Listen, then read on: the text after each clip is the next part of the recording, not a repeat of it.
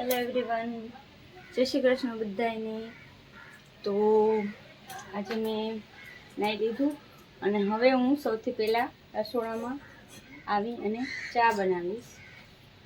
તો પહેલા હું ચા પીશ। બર્થડે છે તો મારા કાના માટે આ મારા પપ્પા લઈ આવ્યા તો મારા કાન ડોનર મારા પપ્પા લઈ આવ્યા મારા કાનાનો બર્થડે છે ને મારા દીકરાને કોઈ નથી કોઈ ઉઠી ગયા નતા તો મેં છે ને મને ખબર નહીં તો એને પછી હું ખાઈશ એટલે બનીને વાળું દૂધ પીશ પછી વાળા ધરીને ખાઈશ।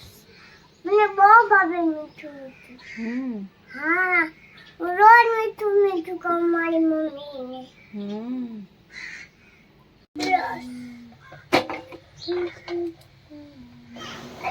તો બસ જો હવે મારી ચા રેડી થઈ ગઈ છે। હવે ચા પીને હું સૌથી પહેલાં મારી કાનાની પૂજા કરીશ। તો મારા બાલગોપાલને ઉઠાડ્યા અને પછી એમની પૂજા મેં શરૂ કરી દીધી છે। તો બસ મેં ફટાફટ પૂજા કરી લીધી છે। તમે જોઈ શકો છો અમારા કાનાના શૃંગાર કરી લીધો છે મેં। હેલો ગાઈસ, તો હવે મારી પૂજા કમ્પ્લીટ થઈ ગઈ છે। હવે હું જઈશ કિચનમાં, કેમ કે આજે જન્માષ્ટમી છે તો આજે બધાયનો ફાસ્ટ છે। તો આજે હવે મારે ફરાળનું બનાવવાનું છે। તો હવે હું જમવાનું બનાવીશ। બટેટાનું ફરાળી રસાવાળું શાક બનાવવાની છું અને તેમની સાથે બનાવવાની છું સાંબારની ખીચડી। સ્ટાર્ટ કરીશ બસ।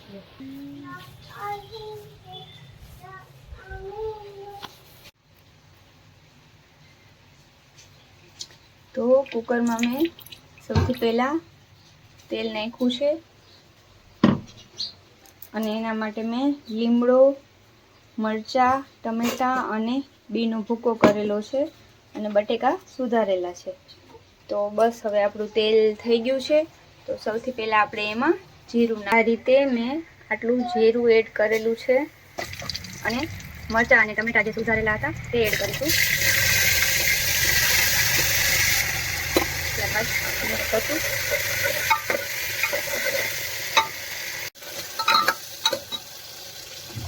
ત્યારબાદ તેમાં થોડાક બટેકા એડ કરશું અને પછી લાલ મરચું, હળદર, થોડીક ખાંડ અને જે સિંગદાણાનો ભૂકો આપણે કરેલો હતો એ એડ કરશું। ત્યારબાદ સ્વાદ અનુસાર મીઠું એડ કરશું અને બધું એકદમ સારી રીતે મિક્સ કરી લેશું।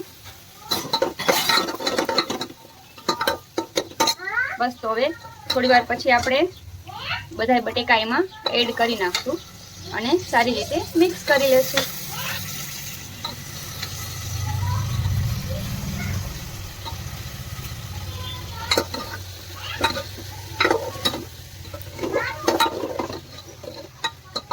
અને થોડીક વાર ખાવા દેશું।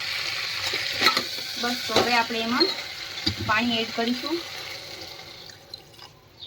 તમારે જેટલો રસો રાખવો હોય કે કોરું મોરું કરવું હોય એટલું એમાં આપણે પાણી એડ કરી અને કુકર બંધ કરી નાખશું।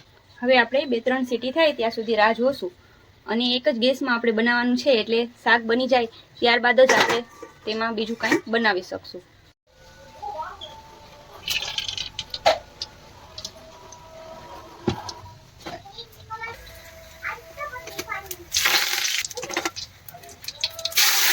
કેવી રીતે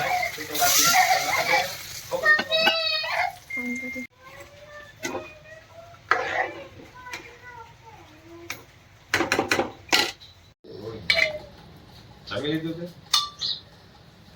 હે? તો જમા જજે।